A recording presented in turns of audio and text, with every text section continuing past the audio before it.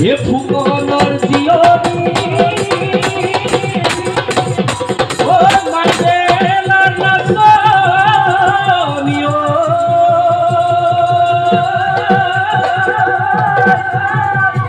ओ फागुनर कांदी ने जुरा फागुन फागुन फागुনত কি হয় ফাগুনত প্রেম হয় আৰু কি হয়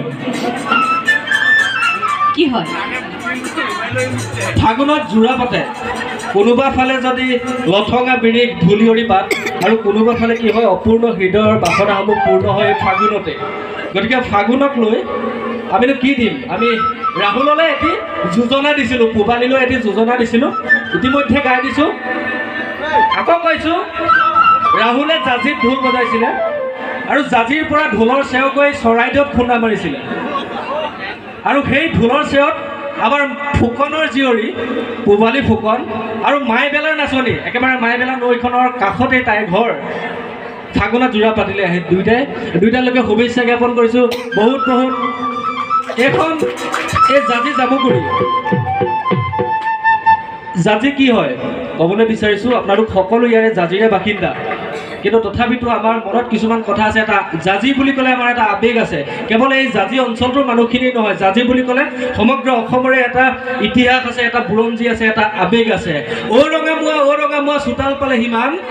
জামুগুৰি চাপৰিত গীতজনী মাৰিছে চিঞৰত ফালিছে কাণ যিসকল 90 দশকৰ ছাত্ৰ ছাত্ৰী আছিলে মনত পৰিছেনে বাৰু আপোনালোকৰ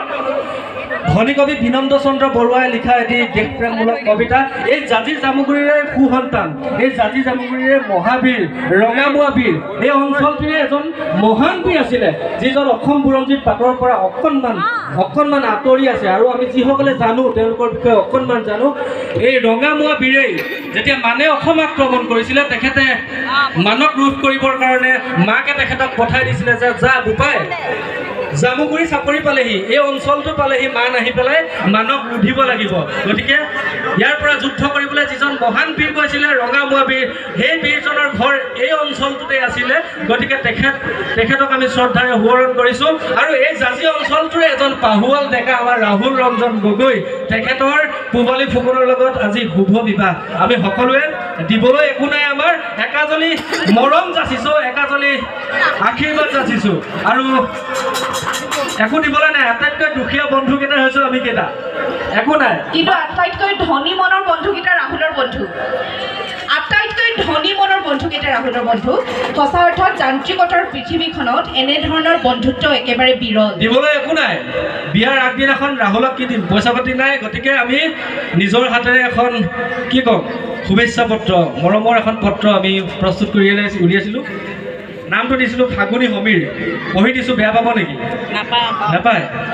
আমি বিহু কৰি থকা ল'ৰা তথাপিতো মনৰ দুটা ভাৱ দুটা অনুভৱ আমি আনুষ্ঠানিকতাৰ মাজেৰে এখন পত্ৰত সন্নিৱিষ্ট কৰিছোঁ সেই শব্দকেইটা আপোনালোকলৈ পঢ়ি দিছোঁ দেই বেয়া নাপাব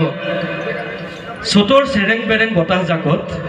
ভাহি অহা চঞ্চল বিহগীৰ অনুবাদ সংগীতত অনুভূত হ'ল ভালপোৱা নিশাহৰ গভীৰ তৰংগ এই ভালপোৱাৰ প্ৰাচুৰ্যত অংকুৰিত এটি সম্পৰ্ক আজিৰ এই ফাগুনতে সান্নিধ্যৰ তৃষ্ণাৰ আতুৰতাই পূৰ্ণতাৰ ছবি অংকিত কৰিলে তোমালোকৰ আমাৰ সকলোৰে বাসনাক্ষিপ্ত জীৱনৰ বঠাবাই ভাগৰি পৰিলে কেতিয়াবা বন্ধু জিৰাই ল'বা মনৰ কুলিজনীৰ ছায়াত আৰু কেতিয়াবা জীৱনৰ বাটৰ পৰা যদি পিছলি পৰা আতি ধৰি ল'বা মা দেউতা ভণ্টিৰ চেনেহৰ দুখনি হাতত আৰু জীৱনৰ ব্যস্ততাই যদি কেতিয়াবা তোমাক কোঙা কৰে বন্ধু এটি পল সুঁৱৰি ল'বা মনৰ মণিকোঠত সাঁচি ৰখা তোমাৰ আমাৰ স্মৃতিৰ মধুৰ এলবামৰ পৃষ্ঠাবোৰ হয়তো পাই যাবা জীৱন যুঁজৰ সাহস আৰু প্ৰেৰণাৰ ঢাল সুখবোৰ হওক উশাহৰ দৰে ঘন দুখৰ বুজাবোৰ আমিও বুজা পাতি ল'ম ৰাহুল আৰু পূবালীলৈ অযুত মৰম আৰু শুভেচ্ছাৰে প্ৰান্তত অভিজিত মৰম ৰূপৰূপম অপু আমি ৰাহুলক পূৰণ কৰিবলৈ বিচাৰিছোঁ একো দিব নোৱাৰো এই মৰম একেবাৰে জীৱনৰ গোটেই কি বুলি ক'ম গোটেই কষ্টখিনি জীৱনৰ যিমানখিনি আৰ্জিছিলোঁ কিবা এখন পঢ়িছিলোঁ লিখিছিলোঁ তাৰ পৰাই সন্নিৱিষ্ট কৰিছোঁ এইখিনি কথাখিনি দিবলৈ একো নাই ইয়াকে দিছোঁ